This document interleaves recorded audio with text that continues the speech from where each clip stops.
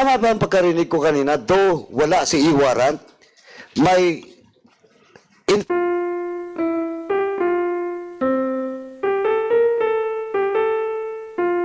Okay na ako dyan. Paduana. Anyway, ano lang doon, follow up lang doon sa query ni Kongkit saka ni Chairman ako. Actually, Hepe, nung tinanong kanina ni Chairman Akop that, of course, you have to check to the origin of such warrant, di ba? So that is the court. Yes, sir. Tama ba pagkarinig doon? At yung presumption mo na chinek din ng warrant officer mo? Opo, sir. Opo. Oh, that's your presumption. Di ba? Yes, sir. Yes, sir. Tinanong ba mo siya kung na-check niya mismo? Opo, sir. Opo. O anong sagot niya? Tinek, di ba? Yes, sir. Eh, Sinek niya po, sir. Pero sa laysay niya, si warrant lang eh. And he cannot check on that moment because that's 8 o'clock in the evening. Walang opisina. Di ba? Now, pangalawa. Warrant officer. Tama ba ang pagkarinig ko kanina? Though wala si e-warrant, may information kang nakuha na nakapag-bail na? Yes, sir. Kanino?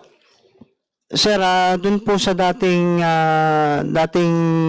pulis sa barangay po, na nakakasako po sa barangay San Antonio. Dating pulis. No, sir. Dati pong nakasign sa San Pedro City Police Station. O ba't alam niya na nakapag-bail na? Nagtanong po rin ako sa kanya, sir. Kasi meron po siyang mga access sa mga taong malalapit po kay Kapitan. Okay, anyway, so yung pulis na yon, active in duty, nakakuha ng information na si Kapatan ay nakapag-bail na. Iyon po ang sabi niya, sir. Anong oras yun? Sir, mga around, ganun din po, mga 8 po. Almost Yes, sir. Yes, sir. in that hour. Sunod-sunod po yun, sir. Sunod-sunod. Yes, sir. Did you inform your chief of police? Yes, sir. O ano, pakikwento nga, paano mo siya, Sir, ang inanap niyo po sa akin is yung proof. sorry, Yes, to sir. cut you short. Pakikwento nga, paano mo sinabi kay Hepe na, ayun, may information ka. Sir, meron po akong natanggap na information na posible po na nakapagpiyansa na po si Kapitan John Inyon. Pero however, wala rin naman po ako may pakikitang ano sa inyo. Any proof or hard copy or order na nanggaling po sa court mismo. Pero ikaw, that information coming from a police officer which is not assigned anymore in San Pedro, Yes, sir. which has access to barangay captain, ikaw personal, anong tingin mo doon? Dahil Totoo po ba? sir sa matagal na siyang PSP po ng barangay San Antonio, definitely po marami na po siyang naging kaibigan. So ikaw mismo, Yes, sir. ikaw mismo naniniwala doon, that very moment, though walang proof. Posible, sir. No. Yes, sir. Hindi pwedeng posible ha. Yes, sir. Yes, sir. Naniniwala ka ba doon sa information o hindi? Yes, sir. O kaya nga, sinabi mo kay Hepe. Yes, sir. Now, Hepe, may informasyon na pala na nakapag-bail na. Ba't tinuloy mo pa? Sir, Second, sinabi mo kanina, kilala mo si Kapitan, ay siguro naman, hindi naman to tatakas, may numero ka pa, may information pa na binato sa iyo yung warrant officer mo, ba't hindi mo tinawagan si Kapitan? Di ba? opo, sir. O ba't hindi mo tinawagan? Ito may information pa. Doon walang dokumentong hawak kasi hindi nakapost doon. Walang record sa e-warrant. Pero may information. And that information was given to you by your warrant officer. Hindi simpleng ibang police officer, by your warrant officer. O ba't hindi mo tinawagin si Kapitan o hindi man lang paliban mo na. The following day na lang. Tapos, gabi na, sinerve nyo. Di ba?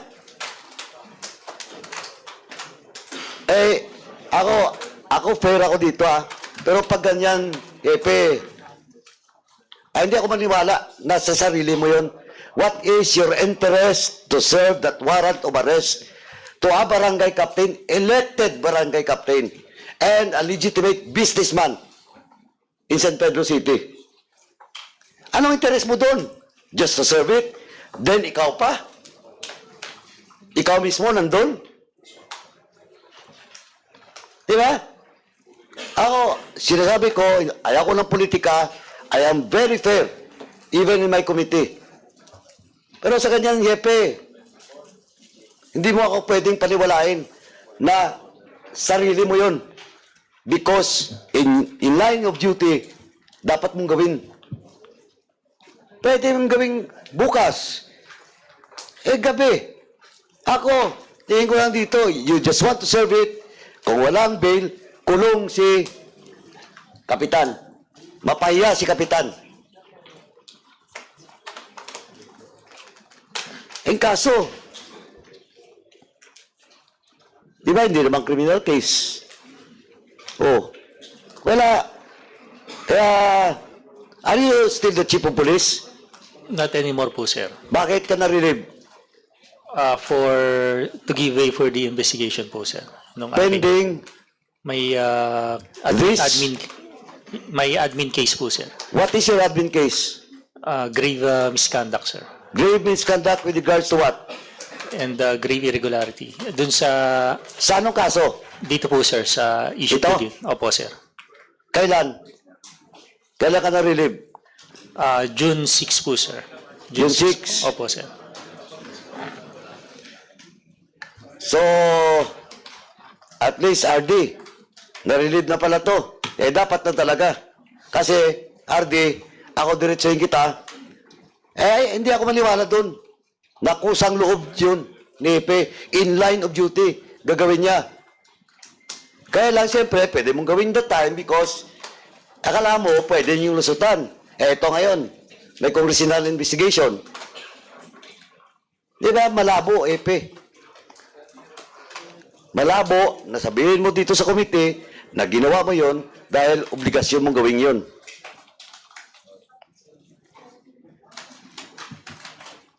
So ngayon, naka-Navy ka, floating. Opo, sir. Buti naman. Thank you, Chairman. Thank you. The Honorable Flores is recognized. Thank you, Mr. Chair. I'd just like to ask the chairman, Inyon, if after you posted bail, did you in any way inform the police officers in your locality that you already posted bail? Yes, Your Honor. How did you inform them? And who did you inform? I sent a copy of the court order to a police officer named Leo Taladtad. Leo Taladtad. Who is the police officer that I think Officer Balmas is referring to, and I think he was also there. And I got a message from Leo Taladtad that he received a notice of my warrants of arrest, and I sent him immediately the court order. The copy of the court order, of which the I bail. have it all in my phone. All in your phone. But the information that you forwarded was just a soft copy of the It's just order. a soft copy. In fact, I even called them up and then pleaded with them to inform the jefe, the chief of police, and all I got was a statement from Officer Leo Taladtad that the chief of police already received the order, but he was soft like copy. the soft copy, and he was just like saying, according to this police officer, na magpanggap na lang tayo na hindi natin natanggap yan kasi wala pa naman tayong hard copy niyan at ituloy natin yung aresto. Okay, thank you, Chairman. Now, Sergeant, ano yun, Balmas? Ano, what's your rank? I'm sorry? Sorry, Mr. Chair. Balmas, what's your rank? Chairman, can you turn off their mic? Thank you. There. Can you kindly turn off the other mic? Sir, good morning Kasi po. medyo... Sir, Okay, go ahead. Sir, Police Executive Master Sergeant, sir. Master Sergeant, is the police officer mentioned by the chairman, Taladtad, the person whom you were referring to? Yes, sir. Na siya yung nag-inform sa inyo na parang may nagpiyansa na or something like that? Yes, sir. And were you forwarded a soft copy of the order granting bail to the chairman Inyon? Hindi ko na po Hindi na-receive, naman. sir. Did you ask for it? Hindi, Hiningi mo ba? hindi na ako nagkaroon ng pagkakataon, sir, kasi at around 8:55 nag-decide na po si Hepe na Okay. ituloy yung operation. But lahat ng information na nakuha mo from what's the name of the police officer? Leo Taladtad. Nirelay mo naman kay Hepe. Yes, sir. Sa pagkaalam mo na Sa nirelay mo pagkakaalam, properly. sir. Okay, Yes, now, side question lang, Master Sergeant Balmas. Ilan yung mga pending warrants na nasa office ninyo as the warrant officer? Sir, sa latest tally po, ang San Pedro CCPS po ay may 1,000 mahigit, sir. 1,000 mahigit? Yes, sir. Yes, sir. Now, ilan yung warrants na natanggap mo on that particular day? Sir, yun lang po. Yun lang. Yung Prior to dalawa. that, the day before or the week before, ilan? Sa Hindi ko, maalala mo lang. hindi ko po, sir, alam yung exact ano, sir. Figure. Pero may natatanggap kayo. Opo. And in-action na naman ganun kabilis ng happen ninyo. Lahat ng warrants. Yes, sir. Immediately po. With all the police officers and SWAT teams na dinadala. Usually po, kami lang po. Kayo lang? Po. Yes, sir. So, in this particular case, was it like unusual na ang happen nyo talaga at dala-dala pang ilang personahe ng police ang sinama just to enforce this warrant? O normal ba yan na ginagawa ng isang hepe ng police station? Sir, it is his call, sir. I won't comment on that, sir. You won't comment? No, based on your factual lang naman to eh. I'm not asking you for your opinion. I mean, your experience, every time you receive a warrant, you said, actionan nyo agad. But usually, kayo lang ang nag-action. Opisina nyo lang. Yes, sir. Tama, di ba? Yes, sir. Usually. Yes, sir. But in this particular case, na-forward mo sa hepe nyo, alam ng hepe nyo na may information, although hindi validated siguro, na nag-bail na, yet siya mismo ang nag-lead sa enforcement ng warrant, dadala pa ang 20 or more personnel ng police station niyo. Tama ba? Yes, sir. Okay, now, PRD. Based on the testimonies given right now, would you say that it was... what would your comment be, RD, on how your chief of police acted on this matter? Good morning, Your Honor. There should have been due diligence in the serving of the warrant, considering that the subject of the warrant is a barangay chairman and unknown businessman in San Pedro, Your Honor. More so that there was already information related to him that he already posted bail on that day. Is that correct, RD? Your Honor, yung i-warrant po kasi, pag nakapag-bail po yung I understand. tao is Ang automatic ganyan lang naman is that he was informed supposedly that there were reports that he already posted bail. Would it Yes. have been incumbent upon the chief of police to at least ascertain the truth or veracity of the fact that he already posted bail? Yes, Your Honor. That's why ang sinabi ko dapat may due diligence doon sa pag-serve pa po ng warrant, Your Honor. Okay. Thank you, Mr. Chair. Thank you, RD. Okay, thank you so much. Captain Juninyon. Go ahead. Your Honor, I just want to add lang that there was no presumption of that there was no order from the court for my bail. I informed them. Paulit-ulit ko sinabi sa kanila na nagpiyansa na ako. Nagmakaawa ako sa mga pulis na wag na nila i-serve ang warrant of arrest kasi wala doon ako sa bahay. In fact, I have my audio recording to that just to prove that I'm very truthful to my word. Pero tinuloy pa rin nila para mapahiya po ako. At obvious naman po, Your Honor, that all these are all politically motivated. I am politically persecuted. That's all, Your Honor. Okay, so another issue, Congresswoman. We only have like Ilang minutes? 25 minutes, 20 minutes more. Go ahead. Okay, just to finish, Mr. Chair, yung mga issues natin kay Kapitan Jun and yun, ano. Lastly, with regard with the ABC election that happened in the Sangguniang Panlunsod, is it true, Kapitan Jun and yun, na you weren't able to hold the elections on that day set by the Liga LNB in the proposed venue in the Sangguniang Panlunsod in the Municipality Hall of the City of San Pedro? That's true. That's correct. I think we have invited, Mr. Chair, the police officers stationed on that time. And maybe we could invite him as a resource person and can shed light on this matter.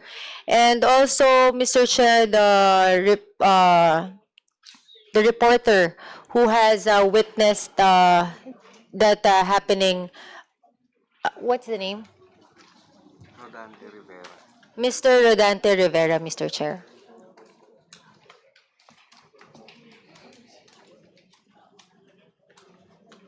Sino yung police? Okay. Redante Rivera and also the other resource speaker. What's the name of the other resource speaker? Pasensya na po kayo. Suarez. Medyo hindi ako masyadong makapagsalita. Post na post po ako. Anyway, who is the other resource speaker that we have invited? Policeman Suarez, Mr. Chair. Policeman Suarez and... Yes, okay. I think they have taken their oath. Sige, proceed, please. So to Sergeant Tabaw Suarez, are you here? Asan? Okay, what's your name po? Bong Rivera. To Mr. Bong Rivera, do you know kung ano yung sinasabi kong incident? Are you aware of it? Okay.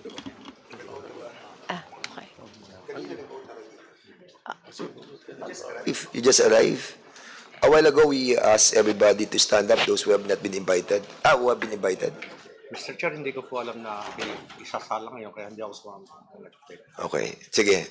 Again, stand up please.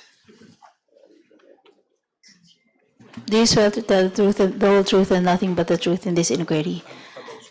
Thank you. Please take your seat. And, So, Mr. Rivera, are you aware of that situation? Can you narrate to us kung ano talaga yung nangyari on that day? Bakit hindi natuloy yung election? Or pinigilan kayo on that election? Noong January 15, 2024, yung time ho na yun, as a media personality o media man, ikinobert ko po, Mr. Chair, yung events na yun na special election ng Liga ng Barangay. Then, nung umakyat na kami sa itaso para pumasok ko doon sa session hall ng San Pedro City, habang ho ako nagbibideo mula pa doon ho sa pagpasok, nagbibideo na ako sa cellphone ko eh. Habang palakad na ako papalapit sa may pintuan ng session hall, napansin ko na po yung tuloy pa rin ho naka-open yung video ko, napansin ko na ho doon na may mga police, 3 or 4 policeman ho. Tanda ko po, medyo familiar naman po kami mga media sa mga police officer. May isang official po na siyang nakatayo, naka-bullet vest pa siya ng police eh. At yung mga monoblock na kulay green, nakaharang ho doon sa mismong pintuan ng session hall. At ginawa pa ho nilang upuan mismo. Sa tingin ko po, para walang makalampas, nakasarado ho yung pintuan. Then, isa po ang nangyayari, nagkaroon ho ng confrontation about doon ho sa active city councilor, hindi ko na po matanda kung ano pangalan. Yun po yung nasa video ko rin. Nagkaroon ho sila ng pagtatalo. Then, after ng pagtatalo ho, may isang abogado silang kasama, yung mga konsehal na siya nakipag-usap doon sa policeman, sa officer. Saka lang ho nakapasok. Pero nagkaroon po ho ng pagtatalo, medyo ilang minuto rin. Then ho, yung nakapasok na ho kami, sumama rin ako pumasok sa loob ng session hall. Sa kabilang pinto naman ho, meron naman hong mga pulis na nakakulay black na pilit ding pumapasok at para hong may sinasabi doon na, parang sinasabi na ulinigan ko na parang ayaw hong payagan na magkaroon ng meeting doon o events doon sa sanggunian. At may nagtanong ho na isang barangay captain at saka isang para abogado rin yon. Sino nag-uutos? Ang nadinig ko po, si Hepe. Sino nga? Tinanong huli nung barangay captain. Yung Hepe ho nila noong time na yon. Can you identify yung nakita mo doon sa Sangguniang Panlunsod si Sergeant Tabao Suarez? Sergeant Tabao Suarez, asan ka po? Can you sit here in front of us so the Mr. Rivera can identify you? If ikaw talaga yon, kasi alam mo, Mr. Chair, ang dami ng nadadamay ng mga police on a lower rank dahil sa maling judgment call nitong Hepe na hindi namin alam kung may galit ka ba kay Kapitan Junin yon? 'Di ba? First is the search of warrant. Second is yung during the election, yung transmit ng ballot boxes na I don't know, para kayong may pag-uusap ng kung sino man, ano. So, Mr. Rivera, can you identify if this is the person that you saw that day? So, hindi ko na ho masyadong matandaan. Sergeant Tabao Suarez, was that you? Do you think? Good morning po, Your Honor, at sa lahat po ng mga tao na narito. Magandang umaga po sa ating lahat. Pardon your question, ma'am. Ikaw ba po yung sinasalaysay ni Mr. Rivera na nakita niyang naka-bulletproof, na nakatayo doon sa pintuan ng Sangguniang Panlunsod at hindi mo daw pinapapasok ang mga barangay capitans and other officials dahil sila ay mag-eleksyon ng kanilang liga? Sorry, ma'am. No, ma'am, it was my team leader, ma'am. Police Captain Rogelio Molina, ma'am, wearing a bullet vest, ma'am. But you were there? Yes, ma'am. Can you enlighten us what happened on the incident? On January 13, 2024,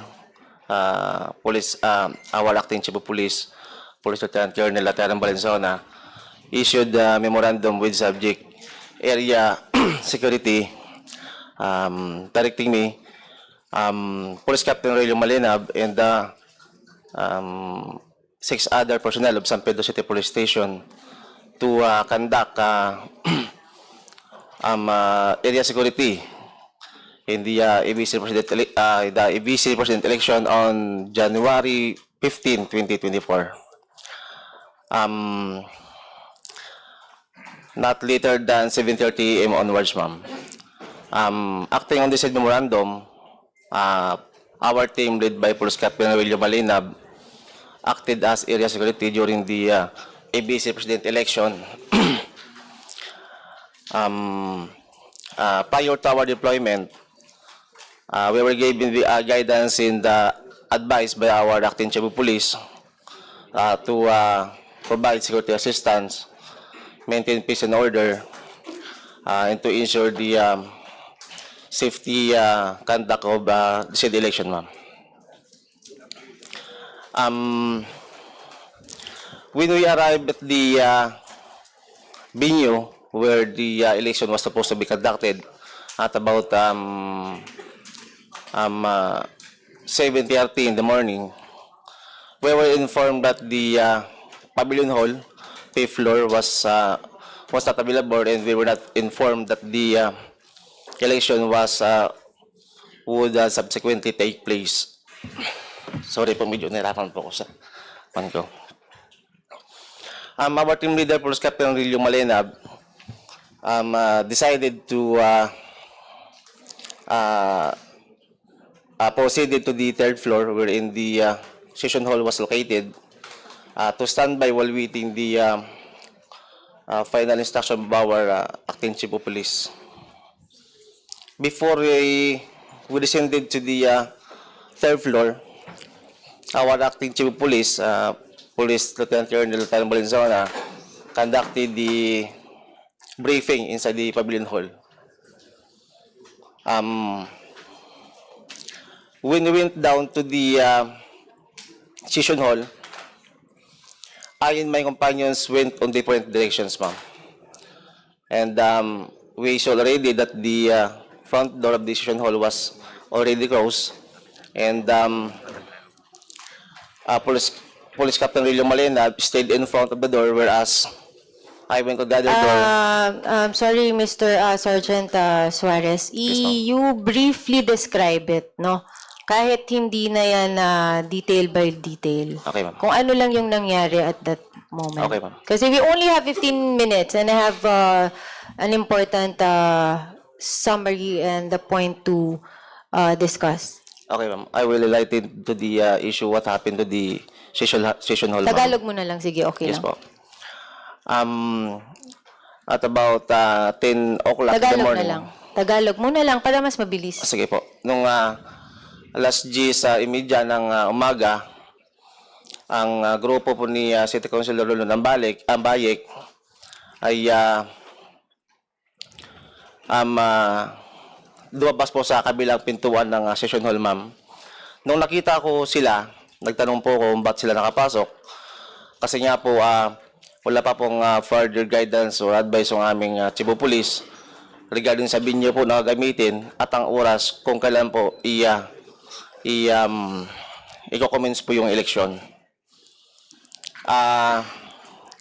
Instead po na... Don't you know, Sergeant Abao Suarez, that this was already approved even by the Vice Mayor of the City of San Pedro to be used by the barangay officials for their election for the Liga?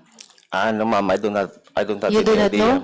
Yes, You ma'am. did not verify that? No, ma'am. Bakit? Kayo na bang may-ari ng City Hall? Pulis na bang may-ari ng City Hall? Sorry, ma'am. This is an election process. So, dapat wala naman kayong kinalaman doon. Yes, ma'am. I just only relying to the To the instruction of instruction of our chief of police, ma'am. to the Chief of Police. And what is that? Wait there for To maintain security. You've already said that, right? Yes, ma'am. Oh. To maintain the security. May nangyayari na bang gulo?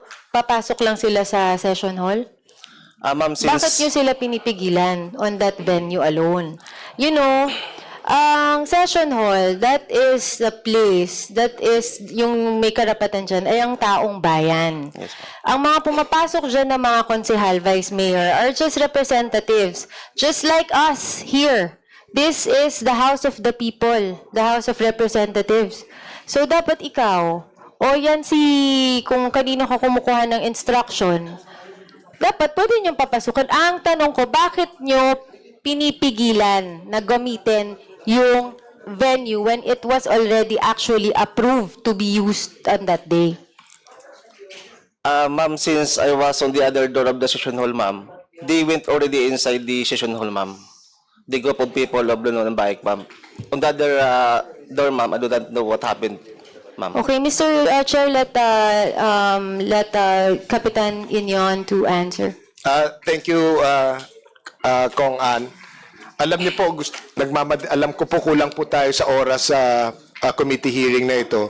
Gusto ko lang sana po itumbukin na po yung ating problema po rito. Sa totoo lang Your Honor, hindi ko kilala itong mga pulis na to. Si Jefe Valenzuela, hindi ko kilala. But there is a series of persecution. Which is like all manipulated lahat, no? And I guess ang akin pong gustong sasabihin, isa lang pong pinanggagalingan ng utos po rito Ito po ay galing po sa City Mayor na si Art Mercado. Sana po ay mapatawag po natin dito sana para to shed light with all of these things, no? Kasi okay lang sana kung coincidental lahat, no? Pero ito lahat everything is politically motivated. Even my case about against the usurpation case, ibang-iba yung pagsaserve na ng warrant, and then ang nakakatakot lang po rito, kasi kung wala po tayong batas na matibay na i-discourage o deter yung ganyang klaseng mga aksyon, paggagayahan po ito ng ibang mga mayor sa buong bansa. Yun lang po sana ang gusto ko lang sana sabihin po. Thank you po. Okay, so